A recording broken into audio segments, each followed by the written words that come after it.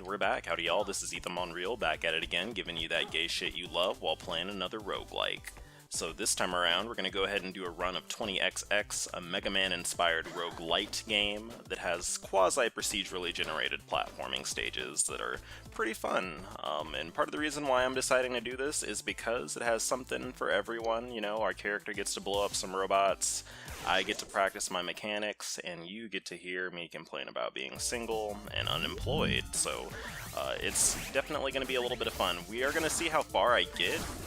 Usually I cap out on a casual run at about 3 or 4 bosses, but this could very easily end earlier than that, depending on my performance. But if you're unfamiliar with this type of game, basically I am trying to get to a stage, or get through a stage, defeat the boss, and then get the power that it has in order to defeat more bosses, and you basically just keep going until you either die or succeed, and that is the nature of roguelike games. But, oh shit, this is kind of an awkward layout.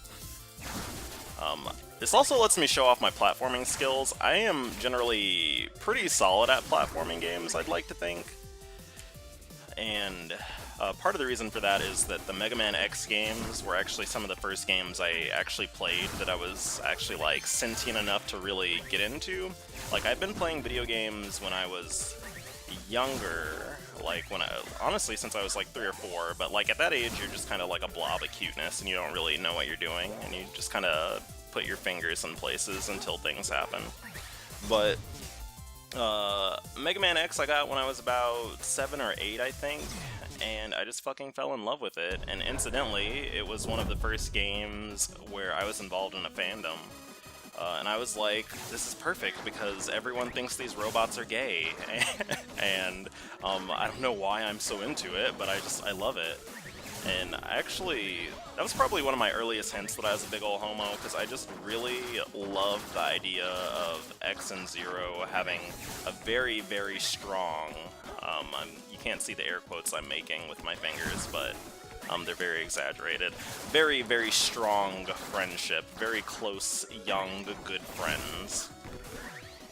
And, you know, it also says a lot about me because once I started actually being more into slash fiction, I actually never really shipped them together, actually.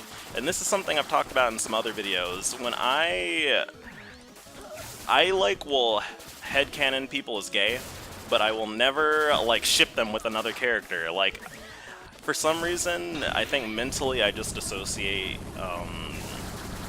or maybe project singleness on all characters, like, and I'm more interested in seeing them live their lives as a gay person instead of necessarily seeing them find love. Maybe it's a statement on my own tortured life, but you know, you just gotta get into it, and that's how it is for me.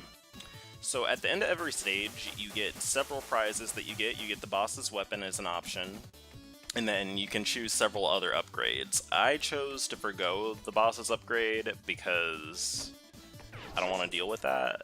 Well, that's actually not true. I generally prefer just to play more vanilla style, where I'm only using the buster that my character comes equipped with. But the powers are actually very useful, and they make the game go a lot easier. Okay, there we go. There we go. So, like I was saying, I really liked Mega Man, but I never shipped X and Zero. I did think they were both gay, they just were more resigned to basically being gay and alone forever, which, again, I think that's really a statement on kind of how I am as a person. It was very hard when I was younger to imagine love for myself, because I was just basically like, I'm the only gay person ever in existence besides these fictional robots. But now I realize that actually everything and everyone is actually secretly gay. They just have to tap into that power to unlock that gay energy. But there we go, we got it. This is actually probably... I like this stage a lot, but it's also very frustrating to play on because it's very... how do you say... It's very platforming heavy, and if you make a mistake, it's very easy to end up back at the beginning of the stage. and by that I mean you can fall basically to the very beginning of the stage in some parts, which is very irritating. But other than that, it's actually pretty cool. I like all the jumps you have to make. It's very exciting to be playing through this. And I think this is actually a really good example of good game design, because you're basically ascending this tower, and they have lots of opportunities for you to basically be very mobile, like I'm doing right now, and skipping some platforms. Basically, any game that rewards you for moving creatively, I think, has very good game design if it's a platformer. Because it's just boring to sit and wait for these fucking slow-ass platforms to go to the place that they're trying to go. You have to be able to speed things up a good bit in order to keep my attention. There we go. And we're already to the second boss, so this is already a pretty smooth run. I'm not exploring as much as I want to. These levels are a good bit bigger than they actually look. Oh shit, yeah, perfect. They are a good bit bigger than they actually look, but I'm skipping some of the exploration in order to keep this video going smoothly. Alright, we got the Eternal Star, Herald of Hope. This is actually a very frustrating boss to do later.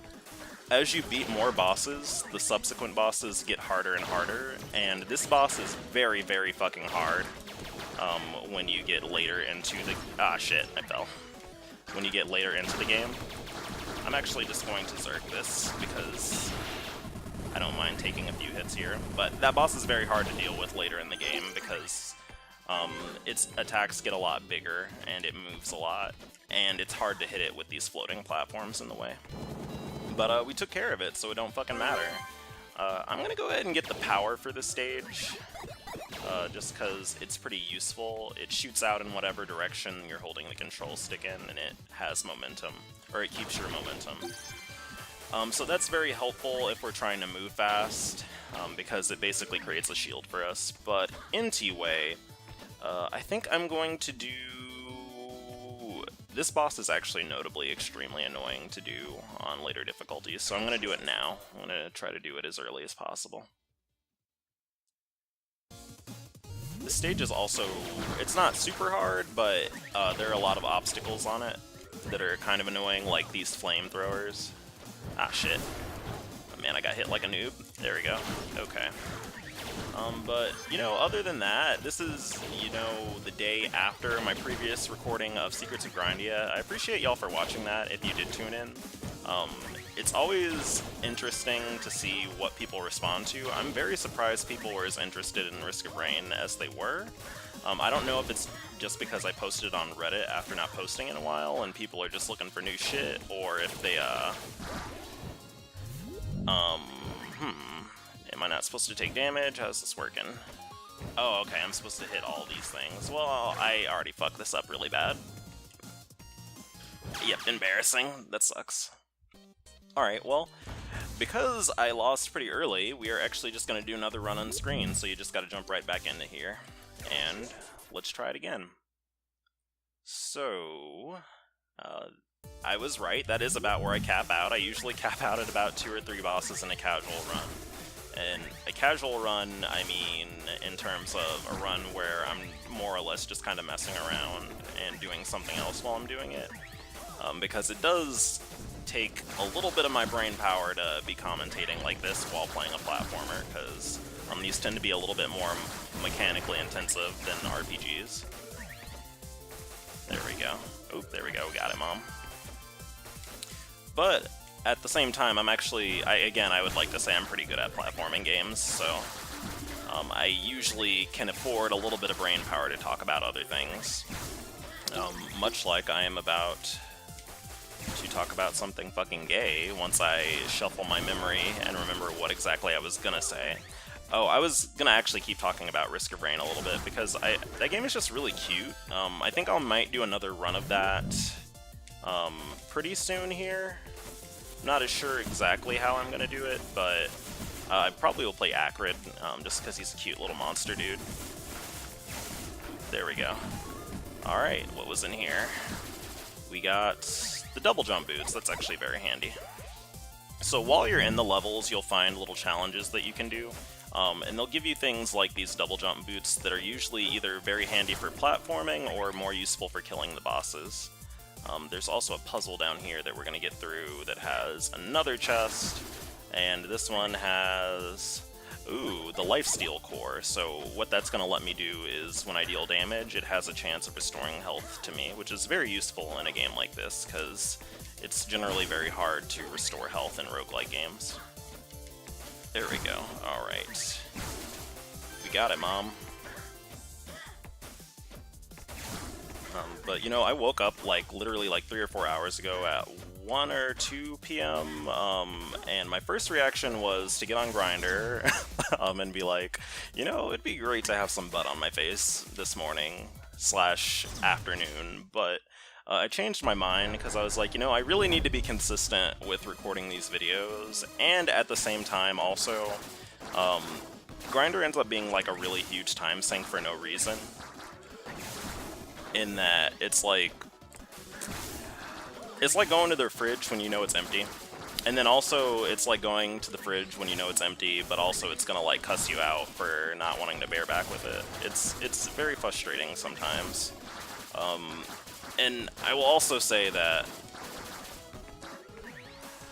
you know, it just sets you up for disappointment, and I also think it just sets you up to hate other human beings, because it's really hard to find people who are willing to communicate. Like, I was actually talking to this dude a few days ago, and we were supposed to meet up, and it seemed like he wanted to go on a lunch date or something, and I was like, that's fine, because that literally never happens to me. I very rarely encounter people who are like, hey, let's just meet up and hang out.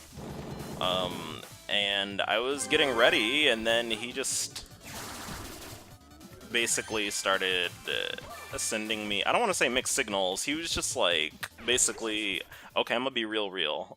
He just started sending me like an onslaught of dick pics, and I was like, okay, like, I thought we were just hanging out, and then he just wouldn't really answer any of the questions I was having, and that was very frustrating, because something I've noticed is sometimes guys will get into like horny mode, where they just, like, they just start acting really different, and honestly, it's very frustrating sometimes.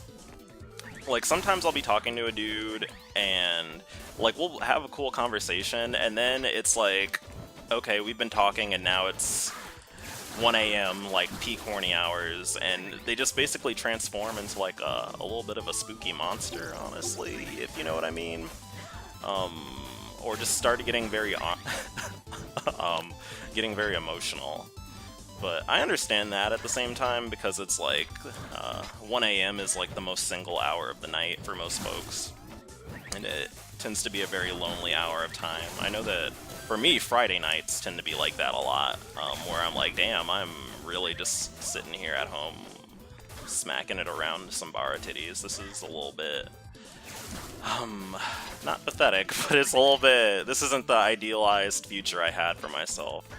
I assumed that there would be just a lot of fashion and just a lot of very beautiful men in my life at this point, but actually there are beautiful men in my life because my friends are all very cute, but beautiful men that want to put it in my butt,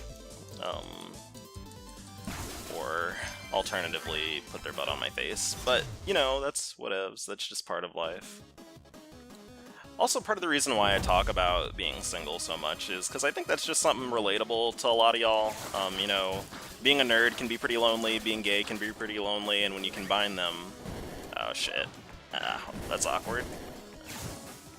Alright, let's try that again. Alright, we should be good.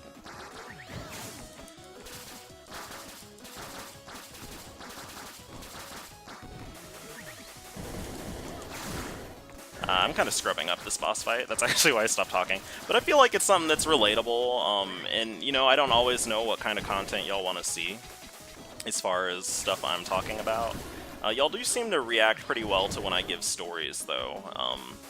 And had I been thinking more about this when I was initially recording, I probably would have told a story or something, but at the same time, you know, I really...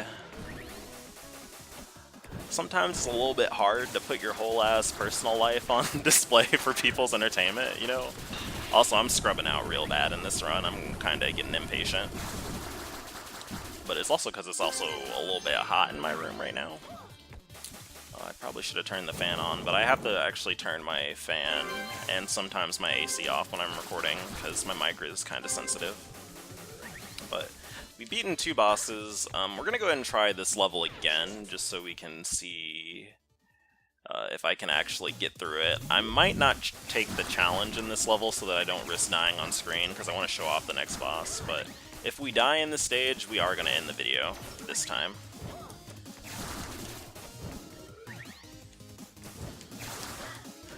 I was actually talking to one of my straight friends a little bit ago, because I wasn't sure if this game was going to be well received, because I'm not really sure how, not to be homophobic, but how into platforming games gays are now, because it's like, platforming is kind of, I don't want to say it's a dying genre, but it's not necessarily where things are at right now, you know? Like, we're kind of shifting more towards ARPGs in terms of, like, what people are more interested in, I think. And I think that, you know, RPGs just have a lot of gay appeal, especially if you can be gay in them, and you can create your own characters. Because it's nice to be able to see yourself in a character or situation. But, you know, for me, it's nice to see me murder things, so I enjoy basically playing as this robot and jumping around and moving a lot. But I generally like games that require a lot of, I don't want to say mechanical skill, because that sounds a little bit conceited, but just something that I can grow and see myself improve at. Like, right now, when I'm playing through this level, I already feel myself improving, because I was mentally taking note of some of the challenges that I saw in this level in my previous run in which I died. In fact, that's my dead body from a previous run. Whenever you die, your dead body stays on the ground wherever you were. And that's from a run that I did off camera. But, you know, I can see myself improving. Like, my movement is pretty fluid here, and I'm avoiding most of these obstacles pretty smoothly. One of the things I forgot there is that shoots 3 projectiles. Goddammit. And also takes more than 1 charge shot to kill. But now I know, Mom, so it's gonna be a little bit awkward to get up here. There we go. And we're gonna go over here. Oh, damn it. Ow.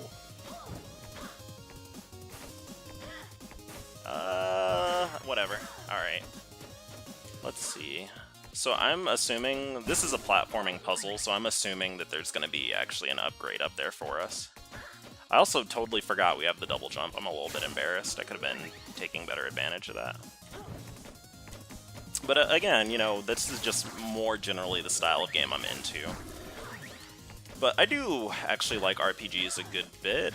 It's just, I think a lot of JRPGs are kind of boring. Honestly, because they don't have...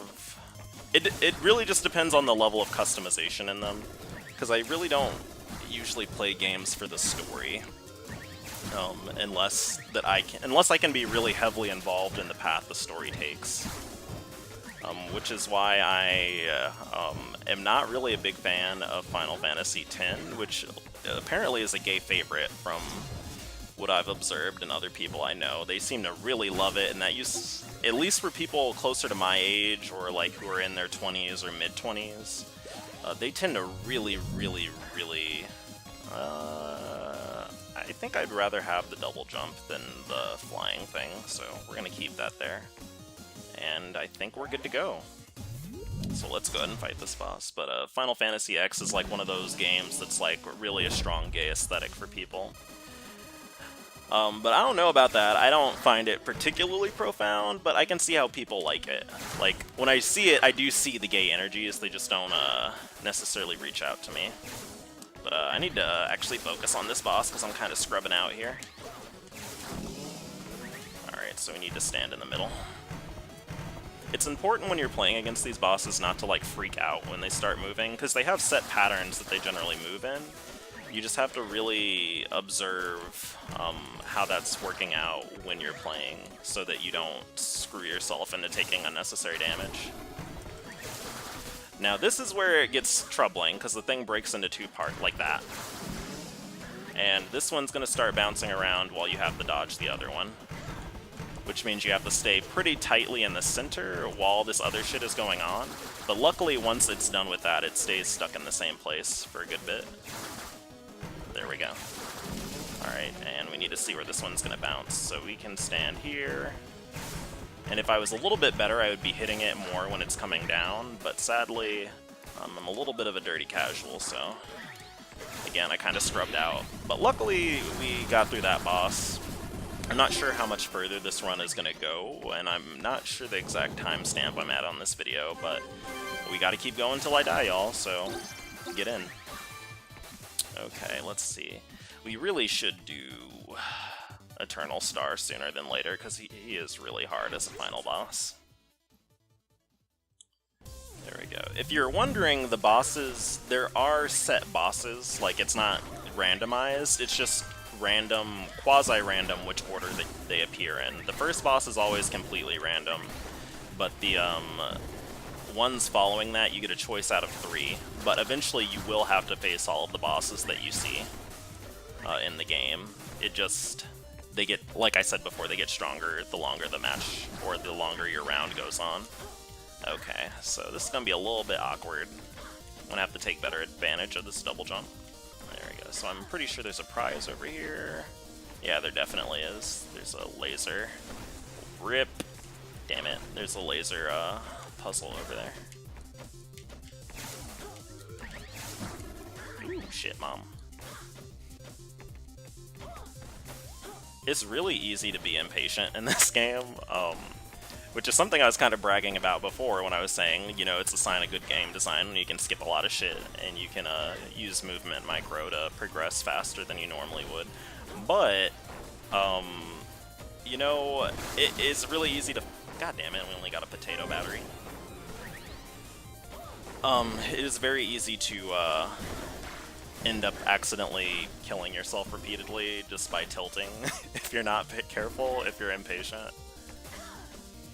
Oh shit, Mom. Like that, I just took that damage for no reason, and that damage, because I'm being impatient. But, I'm scrubbing out, Ma. Let's try that again.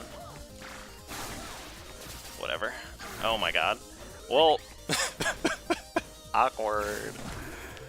There we go, okay, we got it.